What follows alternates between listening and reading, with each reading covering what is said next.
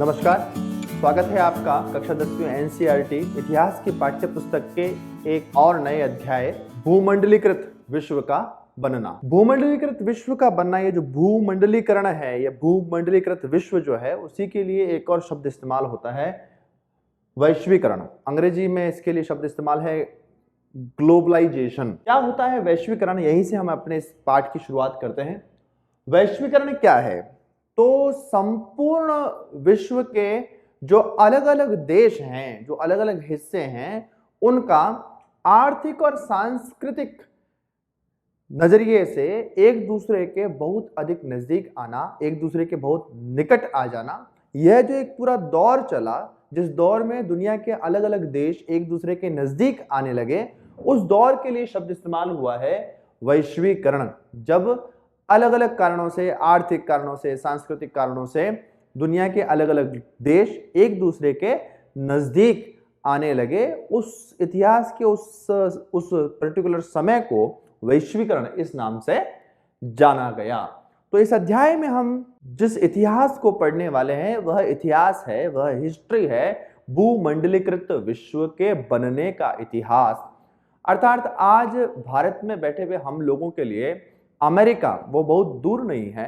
आज हमारे मार्केट में, भारत के मार्केट में अमेरिका, फ्रांस, जर्मनी, जापान, दुनिया के सभी हिस्से जो हमसे कोसों कोसों दूर है, इतने दूर दराज के हिस्सों के भी बने हुए कोई प्रोडक्ट आज भारत के मार्केट में हमको आसानी से उपलब्ध हो जाएंगे।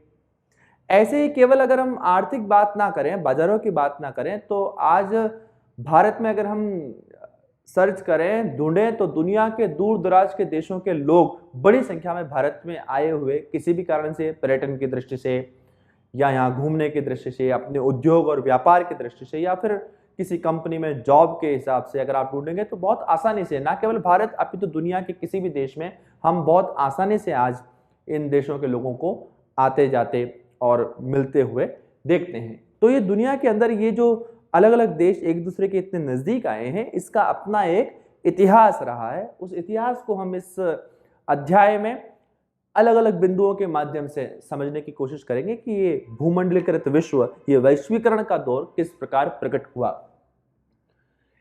दुनिया के एक दूसरे देशों के आसपास आने का कारण विशेष रूप से जो आध्यात्मिक यात्राएं रही, जो व्यापारी लोगों के जो प्रवास रहे, एक देश से दूसरे देश पर जो व्यापार के लिए लोग गए, ये लोग केवल और केवल यात्रा के दौरान भौतिक रूप से अपना शरीर लेकर ही नहीं गए, अपना व्यापार लेकर ही नहीं गए, बल्कि सांस्कृतिक रूप से भी इन सब व्यापारियों ने और अपने संस्कृति का भी आदान प्रदान किया।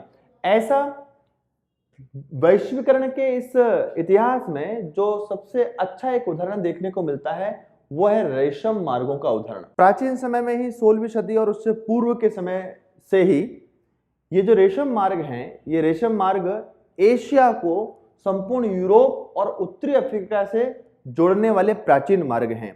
इनका नाम रेशम मार्ग क्यों पड़ा होगा, ये एक प्रश्न दिमाग में आता है।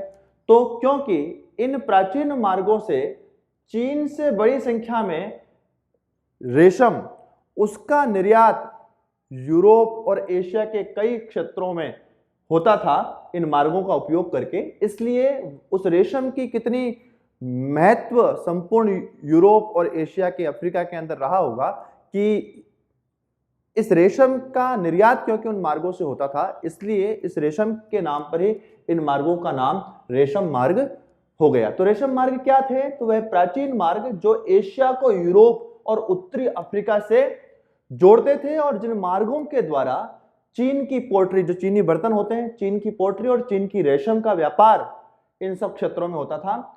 इन्हीं रेशम मार्गों का उपयोग भारतीय कपड़े और मसालों के व्यापार को करने के लिए भारतीय व्यापारी भी करते थे, और केवल व्यापार के लिए ही इन रेशम मार्गों का इस्तेमाल नहीं किया गया।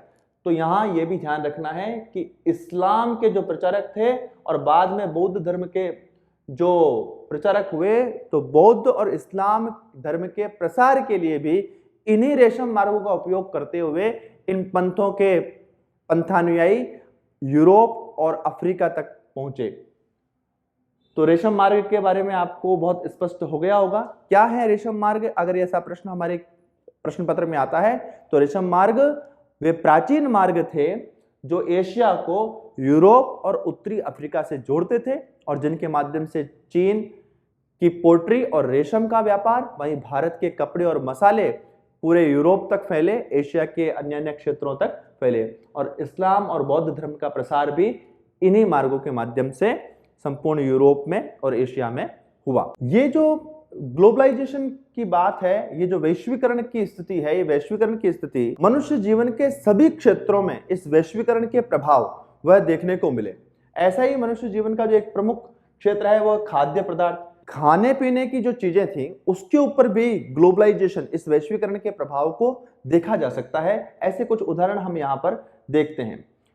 वास्तव में तो होता क्या था, ये जो व्यापारी व्यापार करने के लिए इन मार्गों से अलग अलग स्थानों पर जाते थे, वे केवल और केवल अपनी वस्तु बेचने के लिए नहीं जाते थे। तो जब वो नए क्षेत्रों पर रुकते थे तो वहां पर वो नई फसलों के बीज भी बोकर आते थे और ऐसी नई फसलों की बीज के कारण से कई नए नए क्षेत्रों को नए प्रकार के खाद्य वो खाने को मिलते थे। इसी प्रकार जिसको हम आज की भाषा में फास्ट फूड कहते हैं, जो एकदम जल्दी से बन जाता है, जैसे नूडल्स है और अभी हमारा मैगी वगैरह, ये सारी चीजें जो चल रहा है, इसका भी जो इतिहास हम ढूंढेंगे अगर पीछे जाकर के, तो इस वैश्वीकरण के इतिहास में ही हमको इससे जुड़ी हुई कुछ चीजें मिलती है। उदाहरण के लिए ये जो नूडल्स है, ये नूडल्स चीन का मुख्य उत्पाद माना जाता है और चीन में फास्ट फूड के रूप में इसका उपयोग होता था। लेकिन चीन के व्यापारी जब इन सिल्क रूट से दूसरे क्षेत्रों में गए तो चीन से ये पश्चिम के देशों में पहुंचा और यही नूडल पश्चिम के देशों में पहुंचकर इसमें कुछ परिवर्तन हुए और वो स्पेगेटी के रूप में बदल गया। इसी प्रकार एक फास्ट फूड जिसको हम जानते हैं पास्ता, ये पास्ता अरब के व्यापारियों के साथ वहां से निकला और जो सिसिली, इटली, जो आज का इटली है, प्राचीन सिसिली, तो इस इटली का ही प्रदेश है एक सिसिली, वहां तक ये अरब के व्यापारियों के द्वारा पहुंचाया गया। आज इटालियन पास्ता ये एक अलग फास्ट फूड है। इसी प्रकार आलू, सोया, मूंगफली, मक्का, टमाटर, मिर्च, शकरकंद, इस प्रकार की ये जो फसलें हैं, ये अमेरिका की जब खोज हो गई तो अमेरिका से ये सारी फसलें यूरोप और एशिया तक पहुंची। यानी कि ये जो व्यापारी थे, इन व्यापारियों का जो अपने व्यापार के लिए आवागमन हुआ वो केवल व्यापार तक सीमित नहीं रहा, उसने खाद्य पदार्थों और ये जो फास्ट फूड्स हैं इसको भी बदला, एक जगह से दूसरे जगह पर इसका भी प्रसार हुआ। किसी भी नई जगह पर जब कोई नई फसल पहुंचती है तो ये नई फसलों से जीवन में आमूलचूल परिवर्तन होते हैं और ये हमको इस ग्लोबलाइजेशन के इस इतिहास में देखने को मिलता है इस एक घटना के द्वारा जिसको हम पढ़ रहे हैं, आयरलैंड का आलू अकाल। क्या था आयरलैंड का आलू अकाल? इसके बारे में एक संक्षिप्त प्रश्न आपके सामने आ सकता है। आयरलैंड का आलू अकाल क्या था? तो जो अभी हमने पूर्व में बात की कि इन व्यापारियों के साथ नई नई फसलें एक स्थान से दूसरे स्थान पर पहुंची, तो आयरलैंड में भी जब नया नया आलू की खेती होने लगी तो उस एक साधारण सी आलू की फसल ने आयरलैंड के लोगों के जीवन में बहुत आमूलचूल परिवर्तन कर दिए। उनका भोजन का स्तर एकदम बदल गया, उनकी जो रोग प्रतिरोधक क्षमता थी वह भी बड़ी हो गई, साथ ही साथ उनके जो औसत उम्र थी उसमें भी इजाफा हो गया। क्यों? क्योंकि उससे पहले उनका भोजन उस स्तर का नहीं था, लेकिन जब आलू की सामान्य फसल आयरलैंड में पहुंची तो उसने सामान्य आयरिश लोगों के जीवन में अपना एक महत्वपूर्ण स्थान बना लिया। और दुर्भाग्य से क्या हुआ, 1845 से 49 का ये जो दशक था, इस समय एक बार ये जो आलू की फसल थी उस आलू की फसल में कोई बीमारी लग जाने के कारण से वो संपूर्ण फसल नष्ट हो गई और आलू की फसल नष्ट होने के कारण से इस 1845 से लेकर 1849 का ये जो समय था, इस समय में भुखमरी इतनी अधिक बढ़ गई क्योंकि आयरलैंड के लोग आलू के ऊपर इतने डिपेंडेंट हो चुके थे कि आलू की एक फसल खराब होने के बाद भुखमरी इतनी अधिक बढ़ गई कि उस भुखमरी से 10 लाख लोग वो मृत्यु के शिकार हो गए। ये जो एक घटनाक्रम आयरलैंड में इस आलू के अकाल के कारण से पड़ा, उसे आयरलैंड का आलू अकाल के नाम से जाना जाता है। कब हुई ये घटना?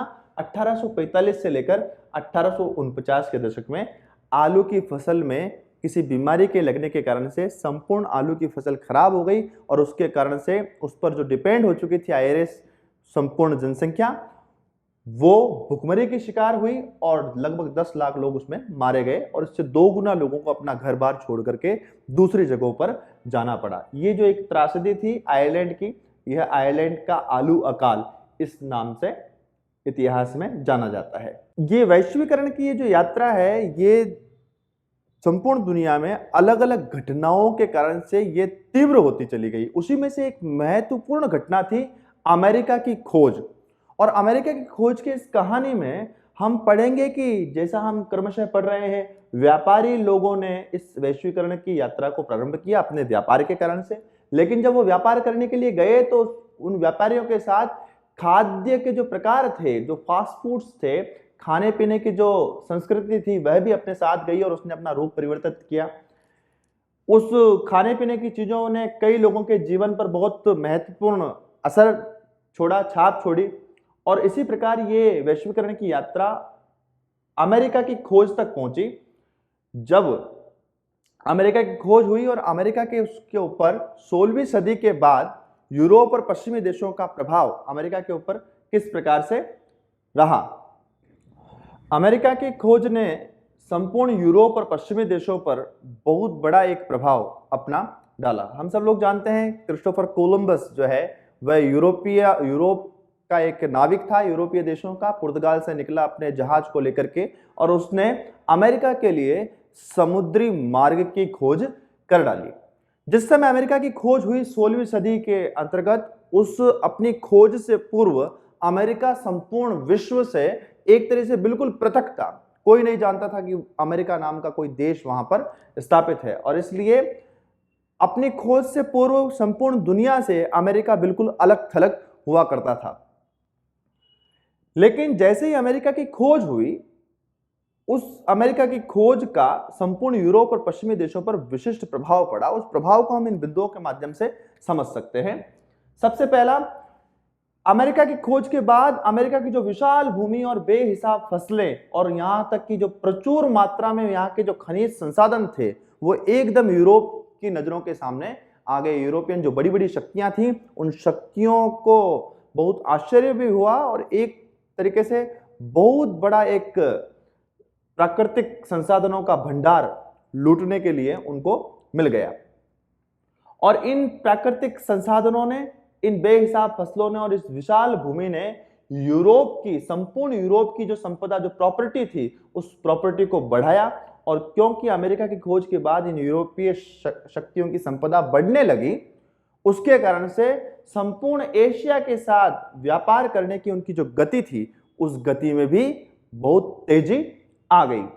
और 17वीं शताब्दी तक आते आते, अर्थात अमेरिका की खोज की लगभग 100 वर्ष पूरे होते होते, तो बहुत सारे खोजी अभियान अमेरिका के प्राकृतिक संसाधनों को खोजने के लिए, सोना चांदी के भंडार भी क्योंकि वहां पर थे, तो उन भंडारों को खोजने के लिए बहुत सारे खोजी अभियानों की शुरुआत हो गई। कुल मिलाकर के अमेरिका जो अब तक अनटच था रेस्ट ऑफ द वर्ल्ड से, पूरा विश्व से बिल्कुल अछूता था, एक बार अमेरिका की खोज होने के बाद 16वीं शताब्दी के बाद संपूर्ण यूरोप के लोगों का प्रवाह वह अमेरिका की तरफ बढ़ने लगा।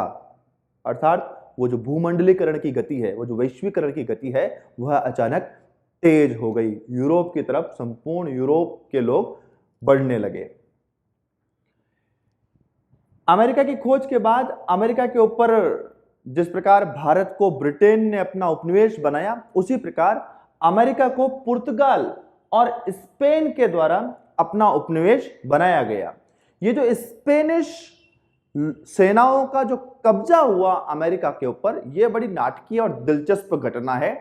इस संपूर्ण अध्याय में शुरुआत से हम देख रहे हैं किस प्रकार व्यापार, वस्तुओं का प्रसार एक देश से दूसरे देशों तक होता है, किस प्रकार भोजन एक देश से दूसरे देशों में पहुंचता है, बदलता है अपने स्वरूप। उसी प्रकार बीमारियां भी किस प्रकार हथियारों के रूप में उपयोग की जाती है, बीमारियों के कीटाणु भी, उसका एक उदाहरण हमको यहां पर दिखता है। जब स्पेनिश लोगों ने अमेरिका को अपना उपनिवेश बनाया, अमेरिका के ऊपर आक्रमण किया, तो उनके जो प्रमुख हथियार थे, उन हथियारों में ये जिस प्रकार के वेपन हमको आज दिखाई देते हैं, भौतिक हथियार, वो नहीं थे। उनका सबसे बड़ा हथियार जो था वो हथियार था चेचक के कीटाणु। तो जो स्पेनिश सेनाएं थी, वो सैनिक और उनके जो कमांडर थे, वो अपने शरीर में चेचक जैसी बीमारी के कीटाणु लेकर पहुंचे थे, जो संक्रमण से वहां पर फैलती थी। और जब ये स्पेनिश सैनिक और ये अधिकारी चेचक के कीटाणुओं को अपने शरीर पर लेकर के अमेरिका के अंदर पहुंचे, तो क्योंकि अमेरिका इससे पहले तक संपूर्ण दुनिया से बिल्कुल अलग था, तो अमेरिका में रहने वाले लोगों की जो शरीर की रोग प्रतिरोधक क्षमता थी, वह इन चेचक के बीमारी जीवाणुओं से लड़ने के लिए समर्थ नहीं था। और इसलिए बहुत बड़ी संख्या में इन चेचक के इन कीटाणुओं ने अमेरिका का जो लोकल वहां रहने वाले जो समुदाय थे, उन समुदायों का नाश कर दिया और आसानी से स्पेन की जो सेना थी उसने वहां पर अपना अधिकार कर लिया।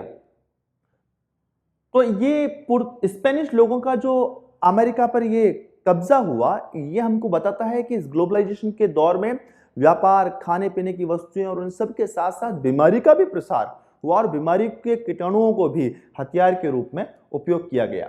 यहाँ पर एक शब्द आया है जैविक युद्ध। इस जैविक युद्ध से हम क्या समझे हैं, तो स्पेनिश सेना के द्वारा चेचक के कीटाणुओं का उपयोग हथियार के रूप में जो किया गया अमेरिका के खिलाफ, इससे हम इस जैविक युद्ध को परिभाषित कर सकते हैं। तो जैविक युद्ध एक ऐसा युद्ध जिसमें हथियारों के रूप में जो जैविक जीवाणु हैं, जो बीमारियों के प्रसारक हैं, उन बीमारियों को बढ़ाने वाले, उसको संक्रमित करने वाले ऐसे जीवाणुओं का उपयोग जिन युद्धों में हथियार के रूप में किया जाता है, उन युद्धों को जैविक युद्ध कहा जाता है।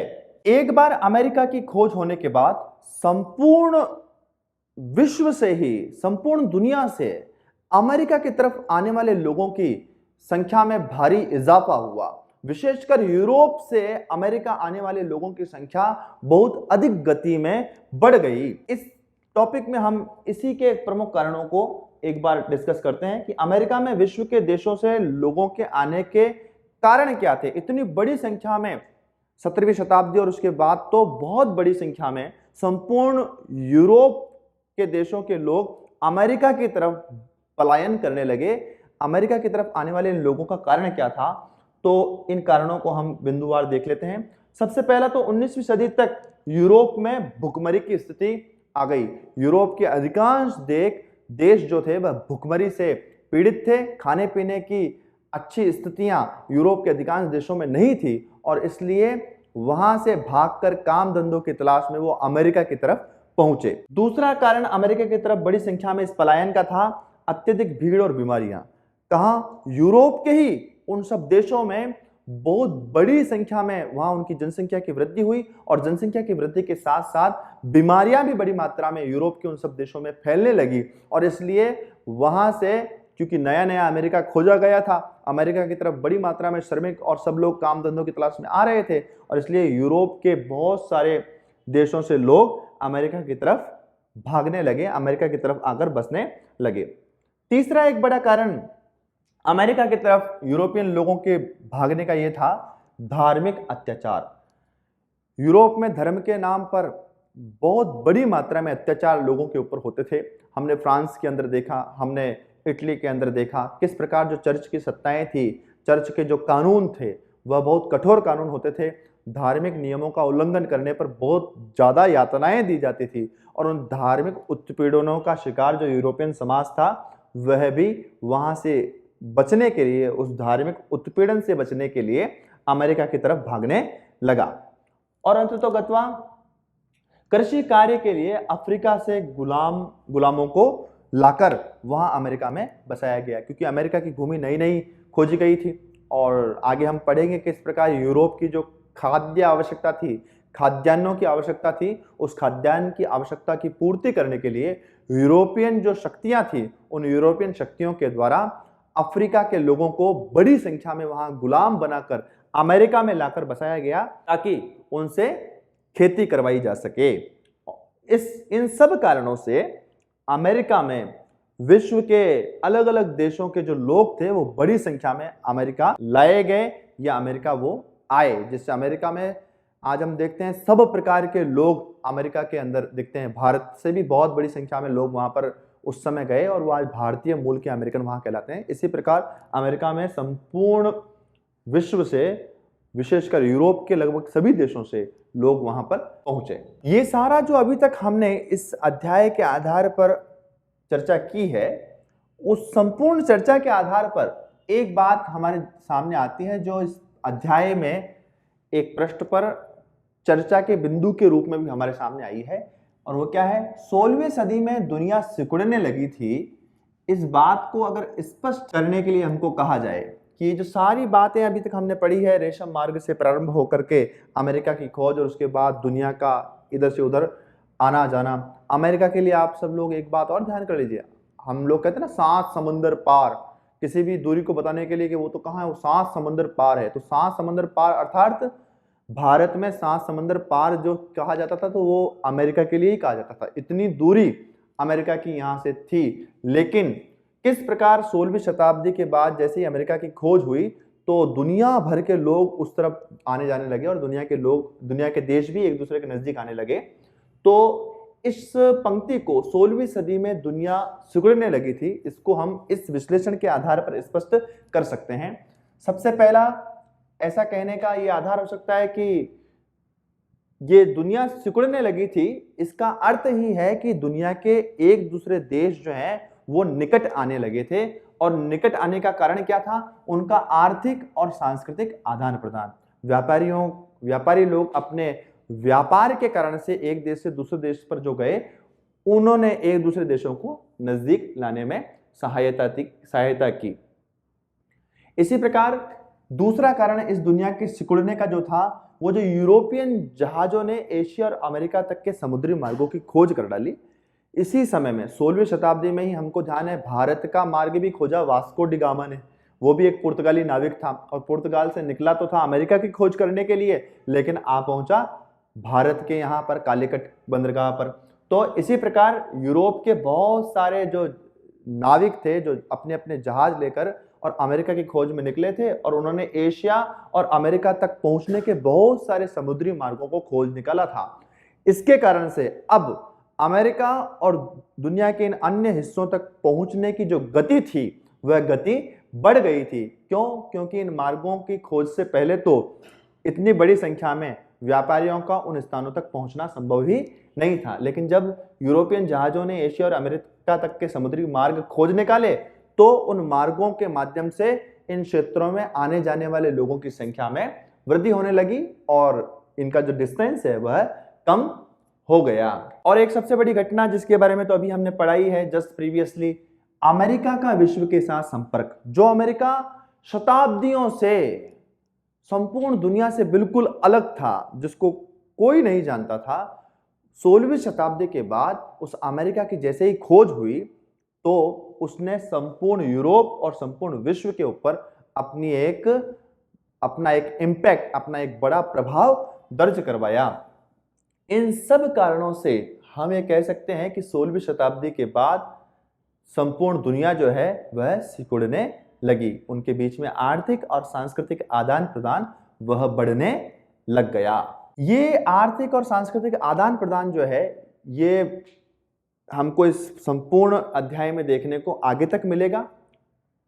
अभी हम ये देखते हैं कि ये जो वैश्वीकरण का ये जो संपूर्ण दौर चला उसका अर्थ क्षेत्र में, अर्थव्यवस्था में क्या प्रभाव पड़ा।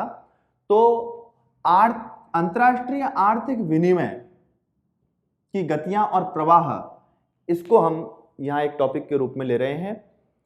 अंतरराष्ट्रीय आर्थिक विनिमय अर्थात जो इकोनॉमिक सेक्टर था, उस इकोनॉमिक सेक्टर में इस ग्लोबलाइजेशन को हम किस प्रकार देख सकते हैं, इस वैश्वीकरण को हम किस प्रकार देख सकते हैं। तो अंतरराष्ट्रीय आर्थिक विनिमय का अर्थात मतलब है, विनिमय का मतलब होता है लेन देन, जो हम किसी के साथ में करते हैं। उस लेन देन जो शब्द है, उस लेन देन शब्द के लिए ही एक शब्द इस्तेमाल होता है विनिमय। तो संपूर्ण दुनिया भर में अलग अलग देशों का आर्थिक विनिमय, जो आर्थिक लेन देन हुआ, वो आर्थिक लेन देन की 3 गतियां और प्रवाह संपूर्ण दुनिया में हम देख सकते हैं। अर्थात ये आर्थिक विनिमय 3 प्रकार से होता है। एक व्यापार का प्रवाह या व्यापार की गति, दूसरा श्रम के प्रवाह के कारण से, और तीसरा पूंजी के प्रवाह के कारण से। अर्थात दुनिया के अलग अलग देशों के बीच में जो आर्थिक लेन देन है, उस आर्थिक लेन देन के तीन प्रवाह हैं, तीन गतियां हैं, या हम कह सकते हैं तीन रूप में यह आर्थिक लेन देन होता है, जिसको हम इस ग्लोबलाइजेशन के इतिहास में खोजने की कोशिश करेंगे, समझने की कोशिश करेंगे। वो तीन प्रकार के प्रवाह आर्थिक विनिमय के, अंतरराष्ट्रीय आर्थिक विनिमय के वो तीन स्वरूप, तीन प्रवाह या तीन गतियां कौन कौन से हैं। तो 19वीं शताब्दी के बाद आते आते इस आर्थिक विनिमय के तीन प्रवाह, तीन प्रकार की गतियां हमको देखने को मिलती है। पहली है व्यापार का प्रवाह, दूसरा श्रम का प्रवाह और तीसरा पूंजी का प्रवाह। व्यापार का प्रवाह अर्थात उस समय जितने भी दुनिया के देश थे, उन देशों की जो आवश्यकताएं थी, वस्तुओं की आवश्यकताएं थी, उन वस्तुओं की आवश्यकताओं की पूर्ति एक देश दूसरे देशों से करता था। अर्थात एक देश में अगर किसी वस्तु की मांग बढ़ती है तो उस मांग की पूर्ति करने के लिए दुनिया के दूसरे देशों में उन वस्तुओं का उत्पादन वह प्रारंभ होता है।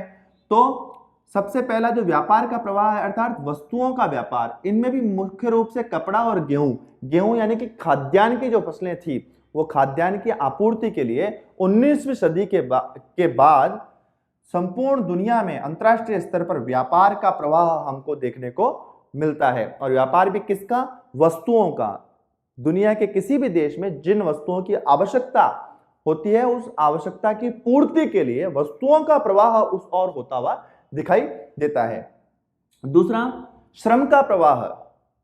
जो अलग अलग स्थानों के लोग हैं, वे एक अच्छे बेहतर जीवन की तलाश में अच्छा रोजगार प्राप्त करने के लिए नए नए ठिकाने ढूंढते हुए हमको 19वीं शताब्दी के बाद दिखाई देते हैं, जहां पर लोग अपना घर बार छोड़कर, अपना देश छोड़कर दूसरे देशों की ओर रोजगार की तलाश में जाते हुए दिखाई देते हैं। तो आर्थिक विनिमय की जो दूसरी गति, दूसरा प्रवाह हमको दिखता है, वो श्रम का प्रवाह है। रोजगार की तलाश में लोगों का अपना घर छोड़कर, अपना देश छोड़कर दूसरे स्थान पर जाकर बसना, यह श्रम का प्रवाह हमको दूसरा स्वरूप दिखता है इस आर्थिक विनिमय का।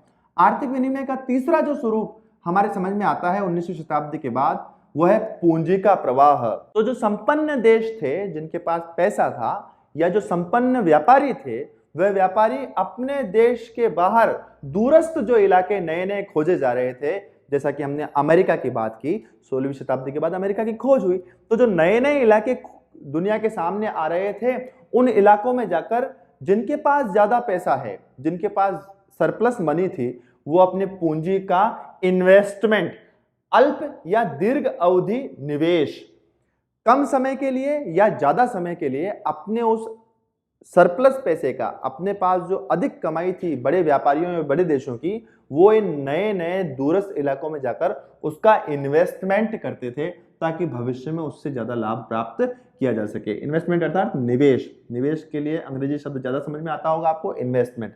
तो जिन देशों और जिन व्यापारियों के पास ज्यादा पैसा था, वो अपने जो नए इलाके, जो दूरस्थ इलाके नए खोजे गए, वहां जाकर वो अपने पैसे का इन्वेस्ट करते हुए हमको दिखाई देते हैं। अर्थात पूंजी का भी प्रवाह, पैसे का भी प्रवाह हमको होता हुआ दिखाई देता है। ये सारी चीजें कहां पढ़ रहे हैं हम? 19वीं शताब्दी के बाद संपूर्ण दुनिया में ये जो अंतरराष्ट्रीय आर्थिक विनिमय, आर्थिक लेन देन हमको होता हुआ दिखाई देता है, वो तीन स्वरूपों में होता हुआ दिखाई देता है।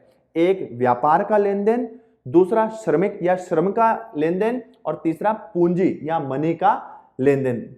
ये तीन प्रकार की गतियां हमको आर्थिक विनिमय की 19वीं शताब्दी और उसके बाद होती हुई दिखाई देती है। इस अध्याय का जो दूसरा भाग है, उस दूसरे भाग का एक बिंदु हम इसमें डिस्कस करते हुए इस आज के वीडियो को समाप्त करेंगे, और वह है विश्व अर्थव्यवस्था का उदय। जनरली अर्थव्यवस्था क्या होती है? कोई एक राज्य अपनी अर्थव्यवस्था का निर्धारण करता है कि एक राज्य की जो आवश्यकताएं हैं, उन आवश्यकताओं के अनुरूप उत्पादन होता है, और उसके आधार पर संपूर्ण राज्य की जो अर्थव्यवस्था है, वह आर्थिक जगत चलता है।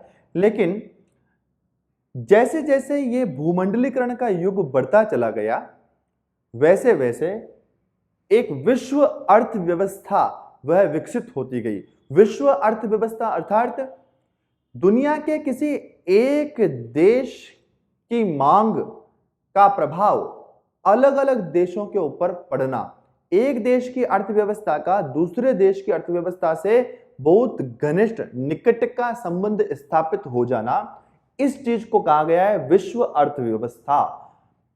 किसी एक देश की अर्थव्यवस्था का दुनिया के अलग अलग देशों से अन्य देशों की अर्थव्यवस्था के साथ घनिष्ठता से जुड़ जाना, इतना गुथ जाना कि एक देश की आर्थिक जो स्थिति है उसका प्रभाव अन्य देशों पर भी होता हुआ साफ साफ दिखाई देने लगे, उस स्थिति को हमने कहा है विश्व अर्थव्यवस्था। तो ये वैश्विक अर्थव्यवस्था का उदय किस प्रकार हुआ होगा, इस कहानी को हम ब्रिटेन की इस उदाहरण के माध्यम से समझेंगे। संपूर्ण दुनिया के अंदर ये जो वैश्विक अर्थव्यवस्था का सृजन हुआ उसमें ब्रिटेन की एक महत्वपूर्ण भूमिका रही, किस प्रकार वो हम पढ़ते हैं। संक्षेप में इस कहानी का जो सारांश हमने लिया है वह है ब्रिटेन द्वारा खाद्य पदार्थों के आयात का निर्णय। ब्रिटेन के द्वारा किया गया एक निर्णय, क्या निर्णय?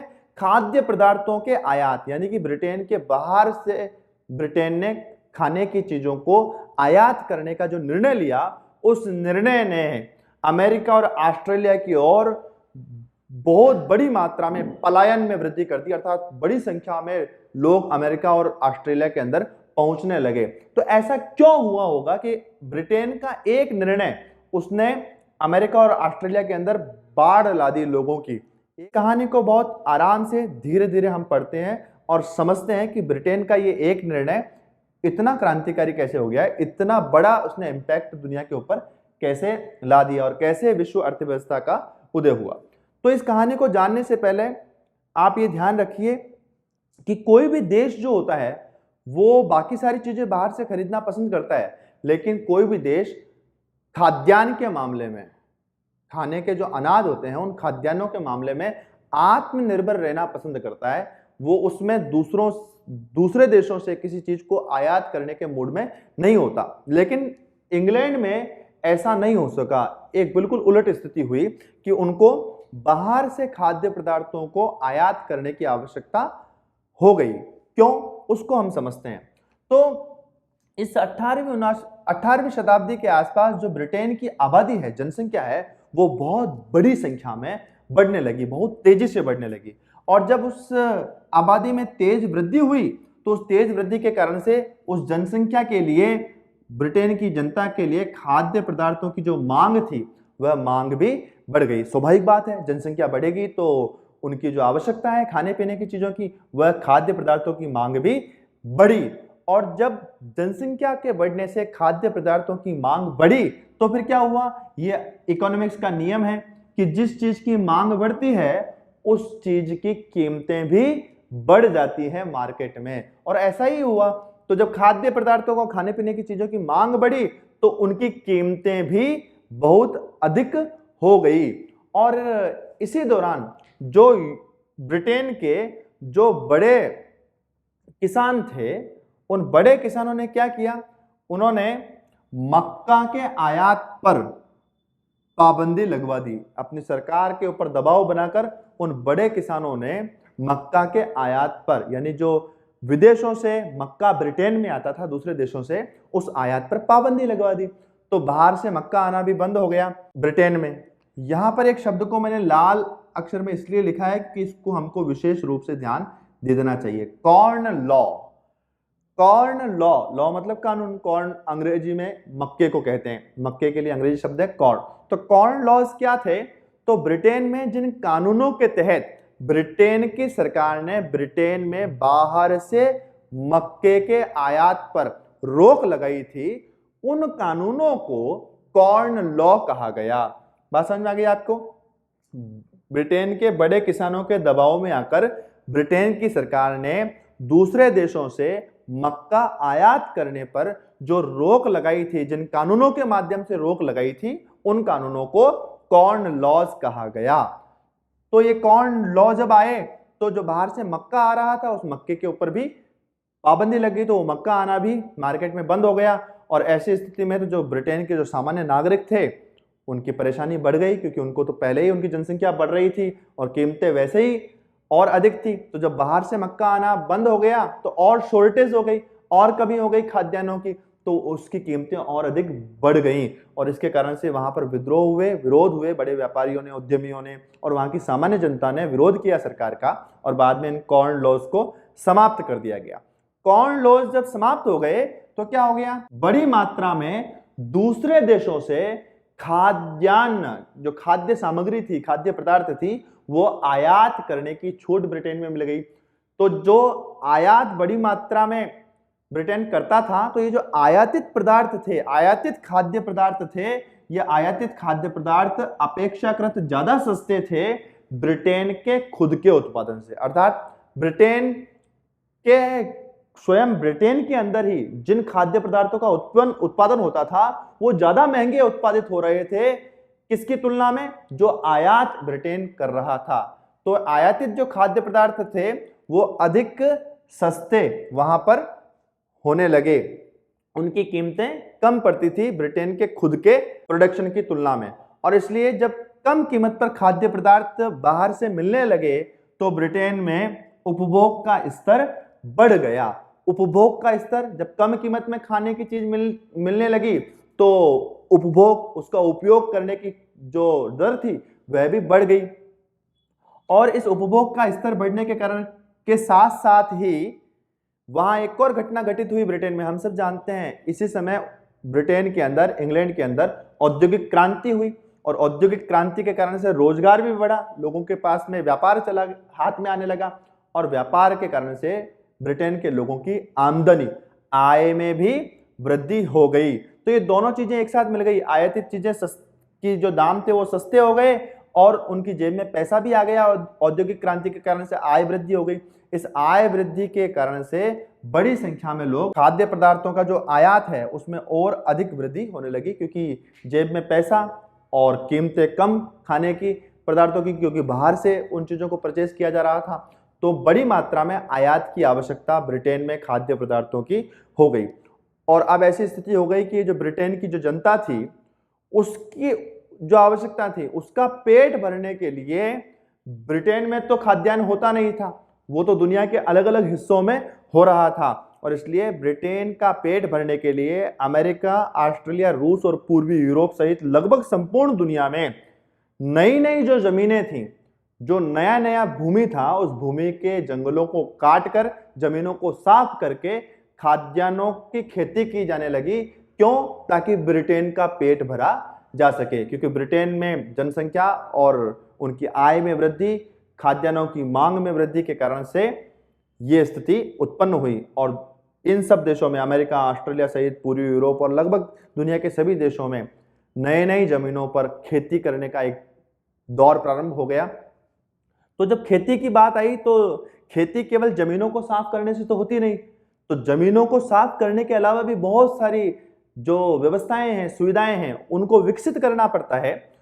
तो नए नए स्थानों पर, विशेषकर जो ऑस्ट्रेलिया और अमेरिका था, जो नया नया खोजा गया था, उन स्थानों पर जो खेतों से खाद्यान्न थे, उन खाद्यान्नों को बंदरगाह तक लाना जरूरी था। तो बंदरगाहों का निर्माण, बंदरगाहों को रेलवे के ट्रैक्स से जोड़ने के लिए रेलवे ट्रैक्स का निर्माण किया गया। फिर बाहर से श्रमिक लाकर जो बस आने थे, उनको बसाने के लिए नए घर और नई बस्तियों का निर्माण।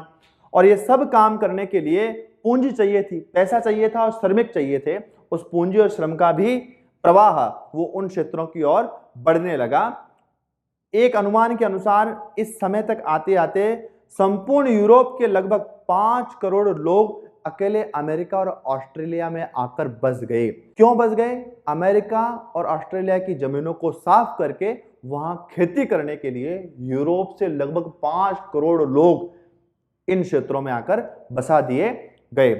और ये आंकड़ा अगर संपूर्ण दुनिया का देखेंगे तो ये 15 करोड़ से भी ज्यादा है। 15 करोड़ से ज्यादा लोग अपना देश, अपनी जमीन छोड़कर नए नए क्षेत्रों में जाकर खेती के कामों में और लेबर के रूप में काम करने लगे।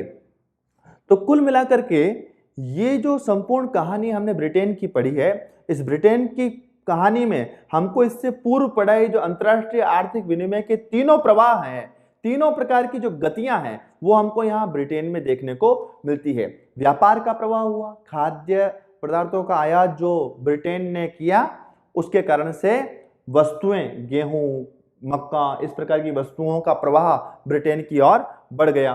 फिर श्रम और पूंजी का प्रवाह, उस आवश्यकता की पूर्ति के लिए अमेरिका में और ऑस्ट्रेलिया में बड़ी संख्या में और श्रमिकों को ले जाया गया।